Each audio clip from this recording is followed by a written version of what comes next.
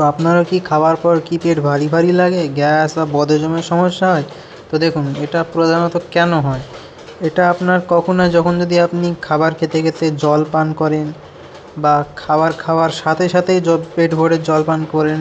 আর এটা কেন হয়, যদি খাওয়ার পর আপনি সাথে সাথে জল পান করে নেন 1 গ্লাস 2 গ্লাস, তাহলে কী হয় বলুন তো, আমাদের পেটের যে আমাদের খাবার হজম করার যে আমাদের পাকস্থলীতে যে অ্যাসিডটা থাকে, সেই অ্যাসিডটা পাতলা হয়ে যাবে। সেটা পাতলা হওয়ার ফলে কী বলুন তো, আপনাদের খাবারগুলো হজম হতে পারবে না এবং সেই খাবারটা পেটেই রয়ে যাবে, ওখানেই পচে ওটা গ্যাস, অ্যাসিডিটি, বদহজম তৈরি করবে, যেটা ব্লোটিং তৈরি করবে, যেটা খুব কষ্ট দেবে আপনাদের। এর জন্য খাওয়ার পর অবশ্যই সাথে সাথে পানি খাবেন না, অবশ্যই কমসে কম 40 থেকে 45 মিনিট পর পানি খাবেন। খাওয়ার পর সাথে সাথে শুয়ে পড়বেন না, একটু 10-15 মিনিট হাঁটবেন বা সোজা হয়ে আসনের মতো করে বসবেন।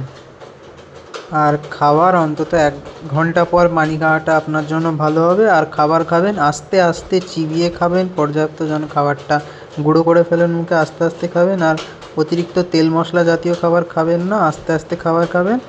খাওয়ার পর 20-30 মিনিট হাঁটাচলা করবেন পর্যাপ্ত, তারপরে 1 ঘন্টা পর বা 45 মিনিট পর তারপরে আপনি পর্যাপ্ত পানি পান করবেন। তাহলে এই প্রবলেমটা আর কোনো দিন আসবে না, আপনাদের কোনো গ্যাস্ট্রিকের মেডিসিন খাওয়াই লাগবে না, যদি আমি যেটা বললাম এটা ফলো করতে পারেন। তো অবশ্যই চ্যানেলটি সাবস্ক্রাইব করবেন পরবর্তী ভিডিও পাওয়ার জন্য। Thank you.